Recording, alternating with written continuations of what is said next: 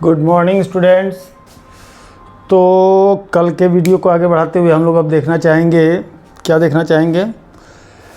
कल हमने देखा था यूनिट्स एंड डायमेंशन, जिसमें हम लोगों ने physical quantity, non physical quantity और किसको फिजिकल क्वांटिटी कहेंगे, किसको फिजिकल क्वांटिटी नहीं कहेंगे। इसके साथ साथ हम लोगों ने देखा था कि डायमेंशन क्या है, डायमेंशन फार्मूला क्या है, ये निकालना हम लोगों ने कल सीखा था। अब आज के स्टोरी में जो पहला बात हम स्टार्ट करते हैं वो है सिस्टम ऑफ यूनिट से।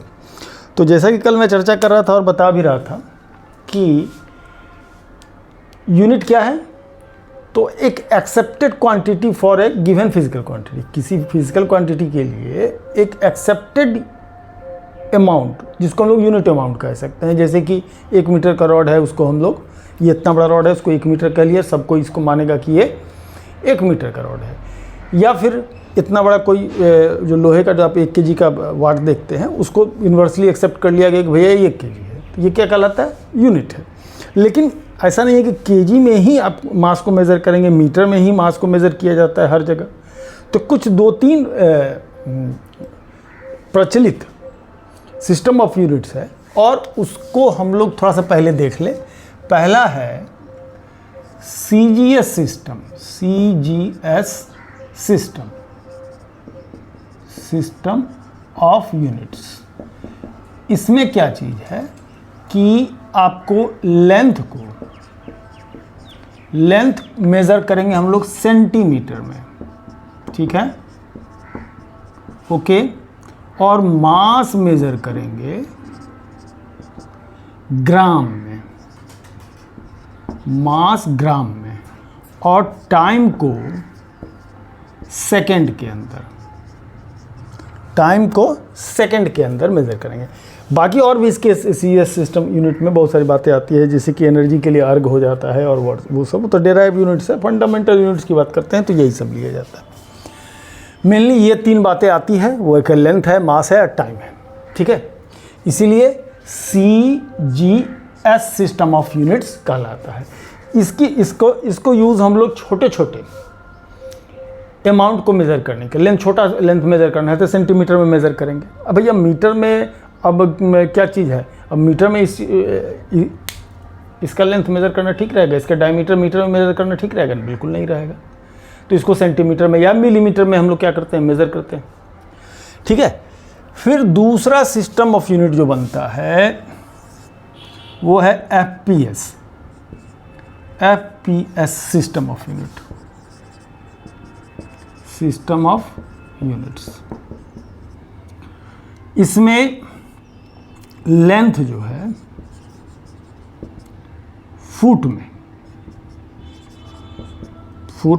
ठीक है, और मास जो है वो पाउंड में, और टाइम इसमें भी सेकंड में, टाइम इसमें भी सेकंड में ही लिया जाता है। अब इसके और भी डेराइव्ड यूनिट्स भी है, जैसे डिग्री फ़ारेनहाइट टेम्परेचर का जो ये है वो किस में लिया जाता है, FPS सिस्टम में आता है। या हम लोग मील की बात करते हैं, माइल्स की बात करते हैं, वो भी आता है किस में, आपका FPS सिस्टम ऑफ यूनिट में ही आता है। या फिर कुछ ऐसी बातें और हैं जो कि हम लोग FPS में मेज़र करते हैं। कोई एक आध और है जो हम लोग यूजुअली इस्तेमाल करते हैं। फ़ारेनहाइट, हाँ फ़ारेनहाइट तो याद बोल ही दिए हैं कि टेम्परेचर का जो फ़ारेनहाइट जो आता है वो FPS सिस्टम ऑफ यूनिट का आता है। बेसिकली ये ब्रिटेन का सिस्टम ऑफ यूनिट है। ब्रिटेन वाले इसी को ज़्यादा इस्तेमाल करते हैं। उसमें वो लोग मास को पाउंड वगैरह में लेते हैं, तो उनका चलता था ज़्यादा साइंस में, तो उन्होंने अपना सिस्टम ऑफ यूनिट भी क्या कर दिया, इसमें शामिल कर दिया, ठीक है जी। और तीसरा जो यूनिट आता है वो है आपका, वो है MKS system of unit, system of units. तो MKS सिस्टम ऑफ यूनिट्स में लेंथ मीटर में, मास किलोग्राम में, किलोग्राम मतलब 1000 ग्राम इक्वल टू 1 किलोग्राम, और टाइम इसमें भी सेकंड में, इसमें तीनों में कोई फ़र्क आया नहीं। ठीक है जी, है ना। तो MKS सिस्टम ऑफ यूनिट ये तीसरा लिया जाता है। इसमें कंपैरेटिवली बड़े अमाउंट को मेज़र करने के लिए लिया जाता है। जैसे कि लेंथ ले लिया तो मीटर के अंदर आ रहा है। ठीक है, मास की बात कर रहे हैं तो किलोग्राम की बात कर रहे हैं। ठीक है, और टाइम की बात कर रहे हैं तो किस में ले रहे हैं, सेकंड की बात कर रहे हैं, है ना। सेकंड वगैरह में इसको क्या करते हैं, मेज़र करते हैं। टाइम तो सेकंड खैर सब में लिया जाता है। अब बात आती है आपकी क्या, एक आता है SI system, standard international system, SI standard international system of unit, system of unit. ये क्या हुआ जी, इतने सारे यूनिट्स थे, तो अब आखिर इंटरनेशनल लेवल पर एक देश से दूसरे देश तक में अगर कोई व्यापार करते हैं या कोई डाटा ट्रांजैक्शन करते हैं या कोई इंफॉर्मेशन देते हैं, तो जो मेजरेबल क्वांटिटीज़ है उसको किस यूनिट में दिया जाए ताकि सब कोई एक्सेप्ट करे। तो आपका इस एक हेडक्वार्टर है इंग्लैंड में इसका, ऐसा सिस्टम ऑफ यूनिट का। वहाँ पर ये डिसाइड हुआ कि MKS सिस्टम का एडवांस फॉर्म को लिया जाए, है ना। ये क्या है, it is advance form of MKS system of unit, system of units, उसी का ही क्या है, ये एडवांस फॉर्म है। इसमें दो तीन और चीज़ शामिल कर लिया गया। क्या शामिल कर लिया गया, मेजरमेंट ऑफ एंगल। जो फंडामेंटल यूनिट 7 हमारे होते थे ना, 7 कौन कौन था, जैसे मास के लिए किलोग्राम हो गया, ठीक है, लेंथ के लिए मीटर हो गया, टाइम के लिए सेकंड, टेम्परेचर के लिए केल्विन, करेक्ट, करंट के लिए एम्पियर, मोल ऑफ सब्सटेंस के लिए मोल, अमाउंट ऑफ सब्सटेंस के लिए मोल, लुमिनस इंटेंसिटी के लिए कैंडिला। ये सारे क्या थे, 7 फंडामेंटल यूनिट्स थे। इसमें 2 सब्सिडियरी यूनिट्स भी जोड़ दिया गया, सब्सिडियरी यूनिट्स भी जोड़ दिया गया। और सब्सिडियरी यूनिट्स वो क्या था, पहला प्लेन एंगल के लिए या ज्योमेट्रिकल एंगल के लिए, प्लेन एंगल, इसके लिए जो यूनिट किया जाता है वो होता है रेडियन। और रेडियन कितना होता है वो समझ लीजिए। अगर कोई सर्कल है और अपने रेडियस के बराबर, ये इसका रेडियस है, थोड़ा सा इसको और बड़ा कीजिए और इसको थोड़ा बड़ा कर दीजिए, ठीक है, चलिए मान लीजिए ये रेडियस है, और रेडियस के बराबर ही क्या हो, आर्क लिया जाए, और तब जो यहाँ एंगल बनेगा वो 1 रेडियन कहलाएगा। तो एक्चुअल ज्योमेट्री में मेज़र करते हैं L बाई आर, इसको लेते हैं रेडियन में, मैंने length, arc length upon radius लिया जाता है।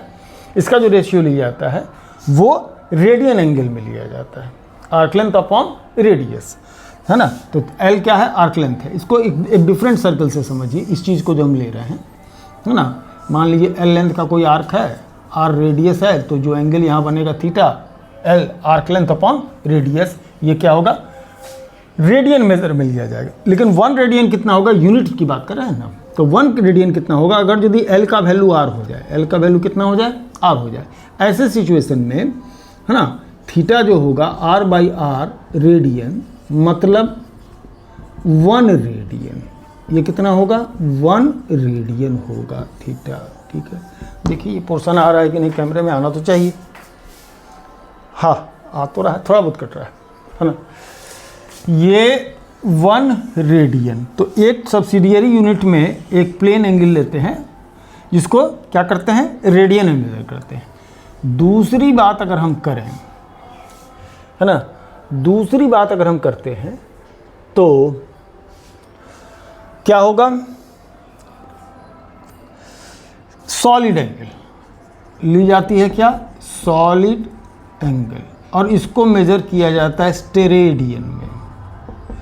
और ये होता कितना है, स्टेरेडियन, मान लीजिए एक स्फेयर है, अब स्फेयर और इसको तो हम अलग अलग बना नहीं पा रहे हैं, है ना जी। ये तो 2 डायमेंशनल फिगर है, 2 डायमेंशनल बोर्ड में 3 डायमेंशनल फिगर तो बनाना थोड़ा सा मुश्किल है। तो कोई एरिया हो एस, और ये कोन टाइप का नहीं होता है, कोन टाइप का, इस टाइप का, ऐसा ऐसा ऐसा ऐसा ऐसा है ना एरिया, इस पर का एक एरिया ले लिया एस, इसकी रेडियस है आर, ओ इसका सेंटर है। तो ओमेगा से रिप्रेजेंट होता है जनरली सॉलिड एंगल, और ये लिया जाता है एस बाई आर स्क्वायर। सबसे पहले तो समझा जाए कि सॉलिड एंगल कहते हैं किसको, है ना, एस बाई आर स्क्वायर। मैंने जो एरिया लिया है, एरिया कोई पर्टिकुलर एरिया कितना सेंटर पर जो है सो एंगल सबटेंड कर रहा है, हाँ, वो उसको कहते हैं हम लोग सॉलिड एंगल। पहली बात वो कहते हैं सॉलिड एंगल ओमेगा से रिप्रेजेंट होता है और एरिया अपॉन आर स्क्वायर लिया जाता है। लेकिन अगर एस की वैल्यू भी आर स्क्वायर के बराबर हो, मतलब जितना इसका रेडियस है उसी के बराबर कोई सर्कल ले लिया जाए, जितना इसका रेडियस है उसके बराबर, क्या सर्कल नहीं लिया जाए, R square, R by R, sorry, एक स्क्वायर ले लिया जाए, एक स्क्वायर शेप ले ली जाए इसके सरफेस के ऊपर, जो आर रेडियस का हो, आर उसकी रेडियस भी आर हो, चलो ऐसा इतना फिगर बनाएंगे तो गड़बड़ हो जाएगा, है ना, जिसका लेंथ भी आर हो और ब्रेड्थ भी आर हो, ऐसा कोई हम लोग क्या ले लें, स्क्वायर ले लें। एक स्क्वायर ले लें जिसका लेंथ भी आर के बराबर हो, ब्रेड्थ भी आर के बराबर हो, इसी के ऊपर लिया जाए, है ना, ऐसा कुछ। ये स्फेयर, देखिए ये स्फेयर है, करेक्ट है ना, ये स्फेयर है। इसमें 3 डायमेंशन में समझाने में थोड़ा सा डिजिटल बोर्ड होता तो ज़्यादा मज़ा आता, खैर वो भी हो जाए किसी दिन।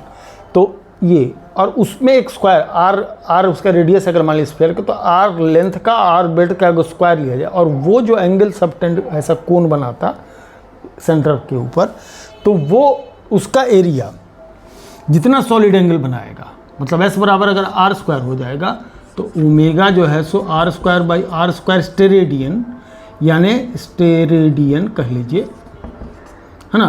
तो ओमेगा की वैल्यू 1 स्टेरेडियन होगा, स्टेरेडियन होगा, ठीक है। तो ये हम लोग चर्चा कर रहे थे किसकी, हम लोग ये चर्चा कर रहे थे सिस्टम ऑफ यूनिट्स की, ठीक है।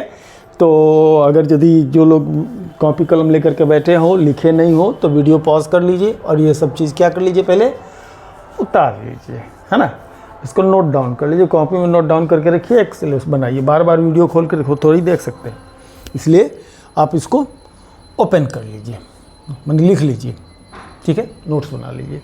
ओके, चलिए तब इसको मिटा देते हैं, है ना, मिटा देते हैं। आप लोग वीडियो पॉज करके क्या करें, तो अब हम लोग कुछ प्रीफिक्सेस को जानेंगे। क्या किसको जानेंगे, प्रीफिक्सेस। प्रीफिक्सेस क्या होता है, एक टेबल बनाइए और इस टेबल के अंदर, है ना, आप पहला चीज़ हम लोग बनाएंगे वो होगा पावर ऑफ 10, दूसरा होगा क्या, प्रीफिक्स, प्रीफिक्स, और तीसरा होगा क्या, symbol, symbol. 10 to the power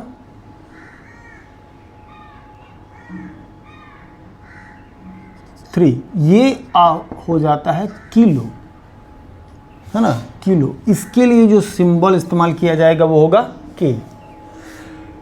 10 to the power 6 ये हो जाता है, इसको कहते हैं मेगा, इसका सिंबल हो जाता है m। 10 to the power 9, 10 to the power 9 को कहते हैं, क्या कहते हैं, जान लीजिए, गीगा। 10 टू द पावर 9 ये है गीगा, और इसके लिए जो सिंबल इस्तेमाल किया जाता है, मेरे को भी याद नहीं रहता भैया, वो है G। 10 टू द पावर 12 ये हो जाता है आपका कितना, टेरा, ये हो जाता है टेरा, और इसके लिए जो सिंबल इस्तेमाल किया जाता है वो है T। इसको ऐसे ले लीजिए, ठीक है, है ना। ओके, इसके ऊपर जाएगा 10 टू द पावर 15 और इसको लिया जाता है पेटा, इसको लिया जाता है पेटा और इसके लिए सिंबल है P। और last but not the least वो होता है 10 टू द पावर 18 और इसको कहा जाता है एक्सा, एक्सा और सिंबल इस्तेमाल किया जाता है E। करेक्ट, इधर का तो नहीं, लेकिन ये 3 चीज़ आप ध्यान रखेंगे। एक तो 10 टू द पावर 3 किलो, इसको के से रिप्रेजेंट करते हैं, ठीक है। 10 to the power 6 mega, 10 to the power 9 gigabytes, सुने होंगे, है ना। 10 टू द पावर 12 टेरा, ये इतना तो ये बहुत रेयर इस्तेमाल में आता है, ठीक है ना। अब इसके बाद हम लोग थोड़े small unit, extremely small micro units की बात करेंगे, माइक्रो यूनिट्स की बात करेंगे। तो पहला है फर्मी, 1 फर्मी। 1 फर्मी का मतलब होता है 10 to the power -15 metre. Okay, उसके बाद दूसरा यूनिट होता है एंगस्ट्रॉम। एंगस्ट्रॉम सिंबल 1 लिख करके ए के ऊपर बिंदी और इसको कहते हैं हम लोग, ये होता है 10 की पावर -10 मीटर। इसके बाद आता है तीसरा नैनो, नैनोमीटर जिसको कह लीजिए, नैनोमीटर। ये 10 की पावर -9 मीटर होता है, ठीक है ना। फिर आता है आपका माइक्रोमीटर, माइक्रोमीटर इसको 1 म्यू एम ऐसा लिख लीजिए, म्यू सिंबल से, ठीक है। 1 म्यू एम ये होता है 10 की पावर -6 मीटर, ठीक है। ओके, और माइक्रो, इसके नीचे आ जाता है मिली। माइक्रो के नीचे 10 टू पावर -3 ले लेते हैं, उसको मिली कह देते हैं, है ना। उसको मिली कहते हैं, लेकिन उसका यूज़ बहुत कम होता है। अब बात करते हैं आपके किसकी बात, extremely long units, extremely long units of length, length की ही बात, ये सब लेंथ की ही बात होती है, यूनिट्स ऑफ लेंथ। इसमें ये किस में इस्तेमाल होता है, ये खास करके एटॉमिक साइज पर जब हम लोग जाते हैं, एटॉमिक लेवल पर जब जाते हैं, तब ये सारे यूनिट क्या होते हैं, इस्तेमाल होते हैं। आपके वेवलेंथ ऑफ द लाइट जो है सो इसी से, एंगस्ट्रॉम से ही क्या होता है, मेज़र किया जाता है, ठीक है। जो रेडियस ऑफ द न्यूक्लियस वगैरह है वो फर्मी वगैरह से क्या होता है, इस्तेमाल ये करते हैं। नैनोमीटर का भी इस्तेमाल करते हैं हम लोग माइक्रोस्कोपिक लेवल पर। माइक्रो का इस्तेमाल बहुत छोटे अमाउंट को रिप्रेजेंट करने के लिए होता है ना। माइक्रो चीज़ का जब भी इस्तेमाल करते हैं, ये तो अब बहुत कुछ में इस्तेमाल, सिर्फ लेंथ में ही इस्तेमाल नहीं होता, बहुत चीज़ में इस्तेमाल होता है। जैसे माइक्रो फैराड या माइक्रो जहाँ बोले 10 की पावर -6, माइक्रो मीन्स 10 की पावर -6, मिली मीन्स 10 की पावर -3, नैनो मीन्स 10 की पावर -9। ये बातें याद रखें। अब extremely long units of length पर पहला आता है एस्ट्रोनॉमिकल यूनिट, एस्ट्रोनॉमिकल यूनिट्स, जिसको 1 AU कहते हैं, ठीक है। इसको क्या कहते हैं, 1 AU कहते हैं। और 1 सबसे पहली बात कि 1 AU कहेंगे किसको, तो जरा सब बात को समझ भी लिया जाए। Sun, average radius of earth about sun, है ना, average radius of earth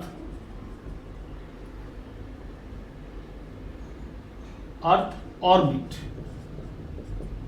about सन।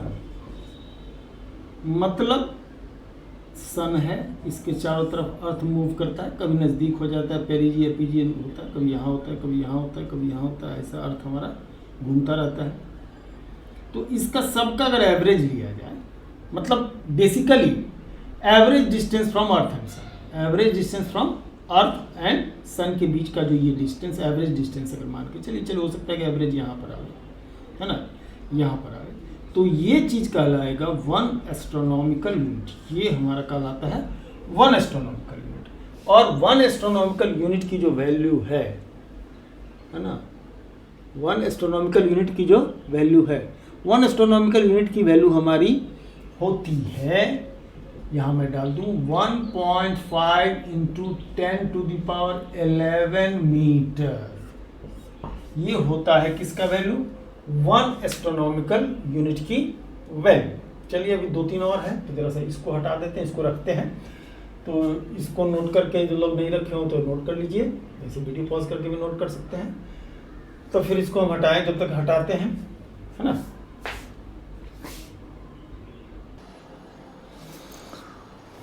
तो एस्ट्रोनॉमिकल यूनिट के बाद दूसरी बात जो आती है वो हमारा आता है लाइट ईयर।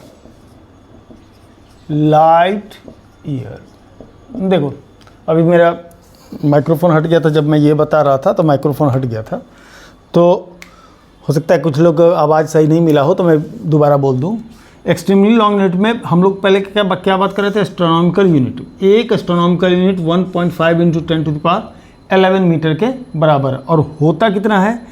तो अर्थ जो सन के राउंड मूव करता है, अर्थ जब हमारा सन के राउंड मूव करता है तो कभी नज़दीक कभी दूर होता है। ऐसे में जो एवरेज रेडियस लिया जाए, एवरेज डिस्टेंस लिया जाए अर्थ का सन से, वो जो डिस्टेंस होता है उसी को हम लोग 1 एस्ट्रोनॉमिकल यूनिट कहते हैं। और उसकी वैल्यू कितनी होती है? 1.5 × 10⁻11 मीटर। चलिए अब हम लोग लाइट ईयर की बात करें, तो बता सकते हैं कि लाइट की स्पीड कितनी होती है? लाइट की स्पीड होती है 3 × 10⁸ मीटर पर सेकेंड, है ना। तो 3 × 10⁸ मीटर पर सेकेंड, 3 लाख किलोमीटर प्रति सेकेंड, ये होता है किसका स्पीड? लाइट का।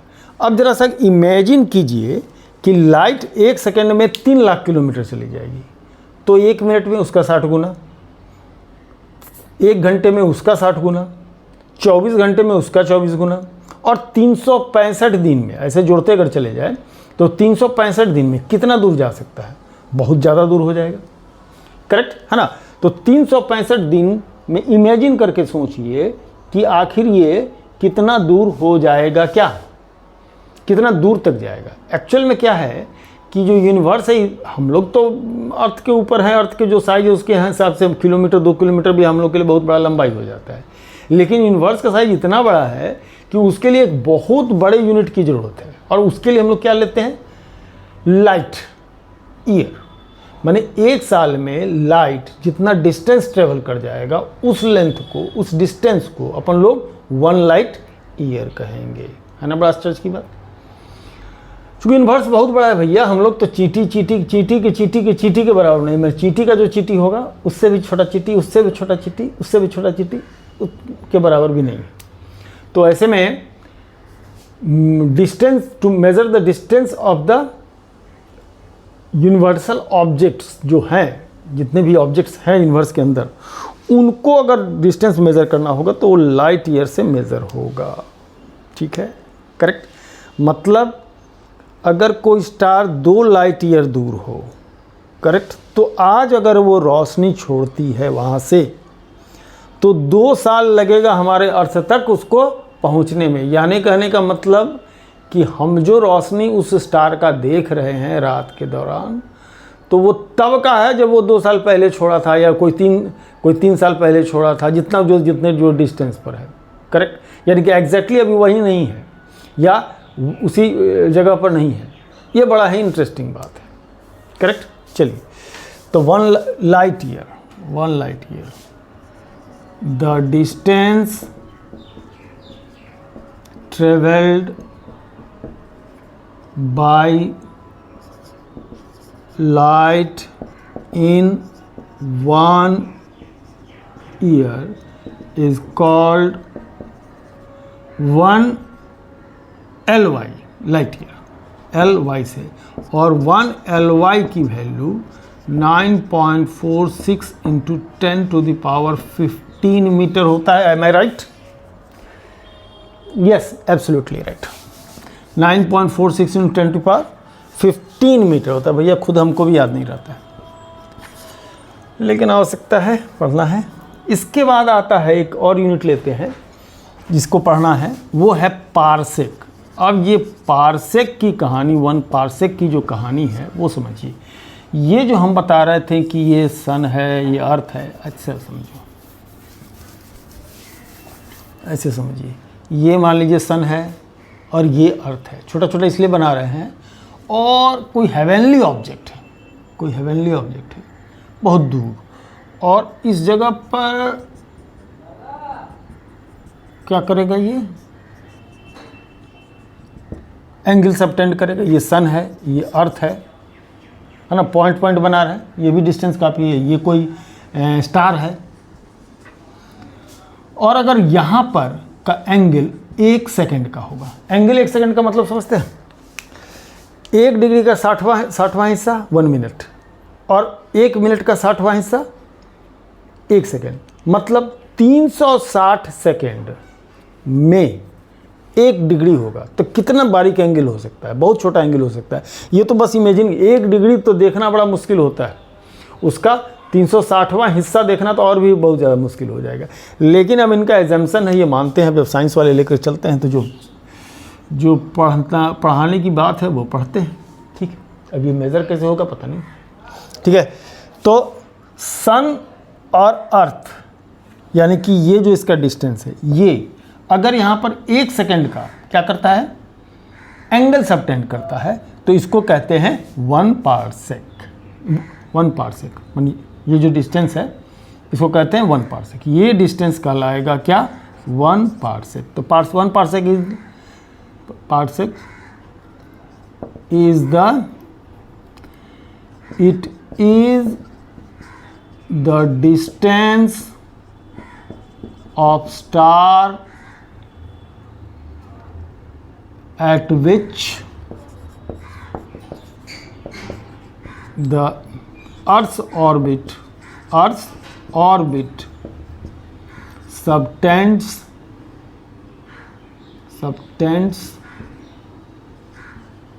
ऑर्बिट ना कह लीजिए, अर्थ रेडियस कह लीजिए, अर्थ ऑर्बिट रेडियस, अर्थ ऑर्बिट्स रेडियस around sun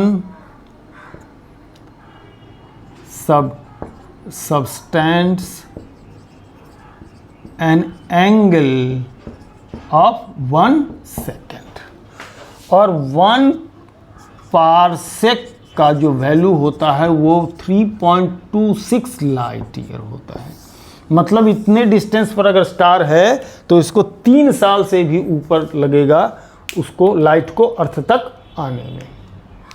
माने लाइट ईयर से भी बड़ा यूनिट है ये जो 1 पारसेक का यूनिट है, वो क्या है, सबसे बड़ी यूनिट है जो जिसका हम लोग क्या करते हैं, इस्तेमाल करते हैं। चलिए तो इसको भी नोट डाउन कर लीजिए।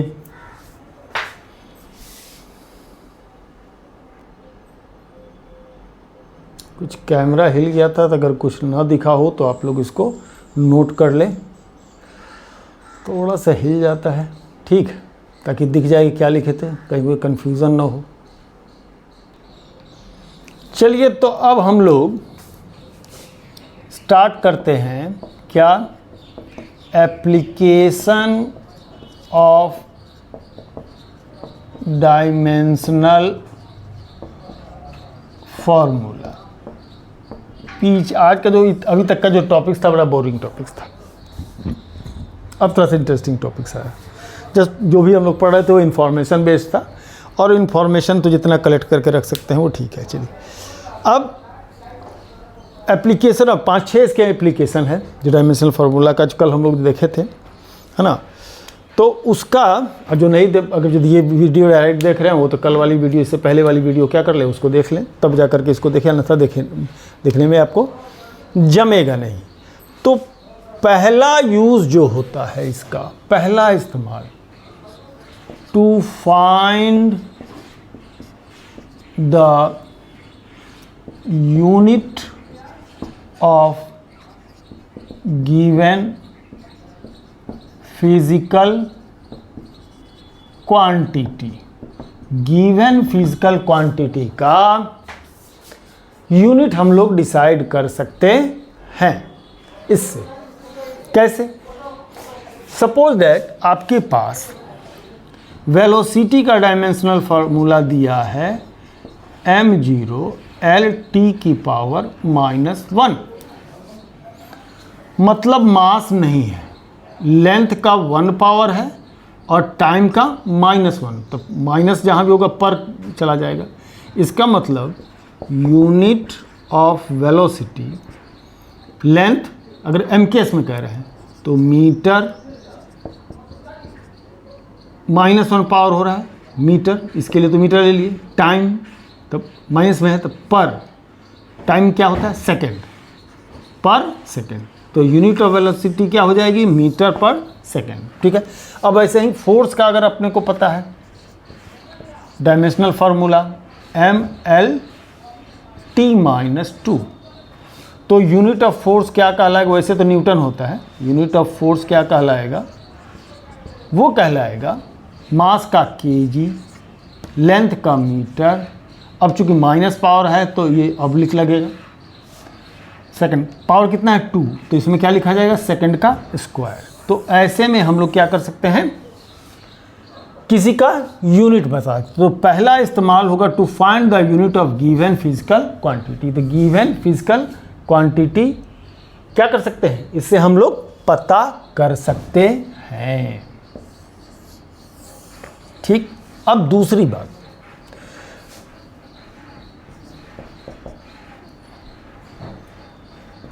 To find the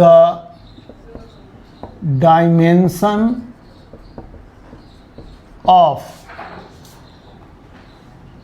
physical constant, physical constant. अब फिजिकल कांस्टेंट और न्यूमेरिकल कांस्टेंट दो अलग अलग चीजें होती हैं, दो अलग अलग बातें होती है। Physical constant and numerical constant. Numerical value, वो न्यूमेरिकल वैल्यू होता है, वो भी कांस्टेंट होता है, जैसे पाई की वैल्यू न्यूमेरिकल है ना, तो वो न्यूमेरिकल कांस्टेंट। फिजिकल कांस्टेंट किसको कहते हैं? फार्मूला पता नहीं आपको याद हो, F फोर्स, ग्रेविटेशनल फोर्स की बात करते हैं। इसको लिखा जाता है Gm1m2/r², mass into mass by r²। अब इसमें ये रिलेशन बन गया है। अगर रिलेशन अपने को पता है तो डायमेंशनल फार्मूला है ना, dimension of the physical constant, हम लोग क्या कर सकते हैं? इसका डायमेंशन निकाल सकते हैं, इसका यूनिट वगैरह भी डिसाइड करते हैं। इसका भी यूनिट हम लोग क्या कर सकते हैं? डिसाइड कर सकते हैं, है ना। इसकी भी, जी की भी वैल्यू, ग्रेविटेशनल कांस्टेंट है, जी क्या कहलाता है? ग्रेविटेशनल कांस्टेंट कहलाता है। तो चलिए यहाँ से जी की वैल्यू अगर निकाला जाए तो F⁻r², ये इधर गया m1 m2 नीचे, m1 m2 नीचे। ठीक है। अब अगर डायमेंशन निकालने के लिए चलेंगे, है ना, डायमेंशन निकालने के लिए चलेंगे, तो डायमेंशन निकालने के लिए इसके डायमेंशन रख देंगे, इसके डायमेंशन निकल के चला आएगा। तो जरा से गौर कीजिए, dimension of G, dimension of F, dimension of r², dimension of m1, dimension of m2। F का हो जाता है mL⁻², r लेंथ है, रेडियस लेंथ में ही मेजर होते हैं ना, तो L का स्क्वायर हो गया। नीचे आइए, मास का m होगा और इसका भी ये मास है, इसका भी क्या होगा? m ही होगा। तो अब ऐसे सिचुएशन में देखिए, मास का 1 पावर ऊपर, नीचे 1 1 2 पावर, तो ऊपर 1 पावर नीचे 2 पावर, तो ऊपर जाने के बाद सब घट घटा के कितना होगा? मास का -1 पावर। ठीक है। इसके बाद लेंथ का 1 पावर, लेंथ का 2 पावर, तो लेंथ का 3 पावर, लेंथ का 3 पावर, टाइम का -2 पावर। तो ये बन जाता है किसका? अब यहाँ से यूनिट भी बता सकते हैं इसका। अब हम लोग इसका क्या कर सकते हैं? यूनिट भी बता सकते हैं। क्या हो जाएगा यूनिट? m में -1 पावर तो पहले लेंगे, लेंथ में 3 प्लस पावर है, तो यूनिट ऑफ जी जो होगा वो मीटर क्यूब, है ना, मीटर क्यूब पर केजी पर सेकेंड स्क्वायर, पर सेकेंड स्क्वायर। ये बन जाएगा यूनिट ऑफ क्या, जी का ये यूनिट बन जाएगा। तो किसी भी फिजिकल कांस्टेंट जो लिया जाता है उसको हम लोग क्या कर सकते हैं, डायमेंशनल फार्मूला से उसका यूनिट डिसाइड कर सकते हैं। पहले तो डायमेंशनल फार्मूला इस्तेमाल करेंगे, डायमेंशन निकालेंगे, उसके बाद क्या होगा, उसका यूनिट भी हम लोग क्या कर सकते हैं, डिसाइड करते हैं। तो पहला यूज़ कि यूनिट डिसाइड करना। दूसरा, ग्रेविटेशनल कांस्टेंट का भी यूनिट डिसाइड कर सकते हैं, डायमेंशन हम बता सकते हैं, करेक्ट है ना। तो एक दूसरा इस्तेमाल हो गया। अब और इस्तेमाल की तरफ आगे बढ़े। पहले इस बोर्ड को क्लियर कर लें, जो लोग नहीं लिखे हों उसको वीडियो पॉज कीजिए, लिखिए इसको। चलिए, तीसरा ये इस्तेमाल जो है हमारा, to convert quantity into from one unit to another, from one unit to another. एक यूनिट से दूसरे यूनिट में हम कन्वर्ट कर सकते हैं। जैसे मान लीजिए MKS में दिया, उसको CGS में ले जाना है, CGS में दिया है MKS में लाना है, करेक्ट, या FPS में दिया है MKS में ले जाना है। जो दो तीन सिस्टम ऑफ यूनिट हम लोग देखे हैं ना, उसको। तो अब मान लेते हैं कि लेट N1 क्या हो गया, कल भी बताए थे, न्यूमेरिकल वैल्यू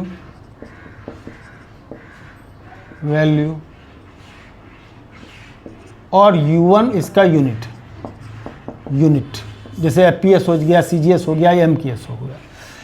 N2 जो क्या है, numerical value in another unit, numerical value, और U2 यूनिट 1, इसको कह लीजिए यूनिट 2, न्यूमेरिकल वैल्यू यूनिट 2 में, न्यूमेरिकल वैल्यू यूनिट 1 में, ऐसा हो। तो अमाउंट तो सेम है ही, कल में दिखाया भी था, ये लिखा हम नोट करवाए थे, N1 U1 equal to N2 U2 होगा, ठीक है। अब ये मान करके चलें कि लेट इस क्वांटिटी को चलिए Q से रिप्रेजेंट कर देते हैं, Q से। अगर Q का डायमेंशनल फार्मूला m की पावर a, ये पता तो है नहीं ना, तो जनरल ले रहे हैं, लेंथ की पावर b और टाइम की पावर c हो, ठीक है। तो इसमें कोई अंतर, पावर में तो कोई अंतर आएगा नहीं। हाँ, डायमेंशन के वैल्यू में भले अंतर आ जाए, लेकिन पावर में तो कोई अंतर आएगा नहीं, पावर तो वही रहेगा। मास का अगर a पावर है तो a रहेगा, लेंथ का b पावर है तो b रहेगा, टाइम का अगर c पावर है तो c रहेगा। अब ऐसे सिचुएशन में हम लोग देखें, है ना, तो क्या होगा, अब इसको लिखना चाहते हैं N1 और U1 के बदले, अच्छा ज़रा सा इसको कन्वर्ट कर लीजिए। मान लीजिए अब यूनिट 1 को यूनिट 2 में कन्वर्ट करना चाहते हैं, ठीक है भैया। तो N2 की वैल्यू निकालना चाहेंगे, तो N1 बराबर U1 बाई U2 होगा, N1 बना रहेगा, U1 तो U1 इससे डिसाइड होगा और U2 भी इससे डिसाइड होगा। यानी कहने का मतलब इसका मास डिवाइडेड इसका मास, मतलब M1 by M2 a power, और फिर L1 पहले यूनिट के लिए U1 ऊपर है, फिर L2 दूसरे यूनिट के लिए चूँकि U2 नीचे है, फिर टाइम 1 चूँकि यूनिट 1 के लिए, टाइम 2 है ना, यूनिट 2 के लिए, ऐसा। तो N2 बेसिकली समझिए कि ये फार्मूला हो गया, है ना, ये हो गया फार्मूला। तो फार्मूला पर कितना समझ में आया, नहीं समझ में आया, उस पर ज़्यादा ध्यान देना नहीं है ना। चलिए, हम एक एग्जाम्पल लेकर के इस बात को समझते हैं कि इससे हम लोग को करना क्या है। एग्जाम्पल लेना है, क्या एग्जाम्पल ले रहे हैं, convert 1 newton into dyne, 1 newton into dyne, 1 newton को डाइन में कन्वर्ट करना है, ठीक है जी।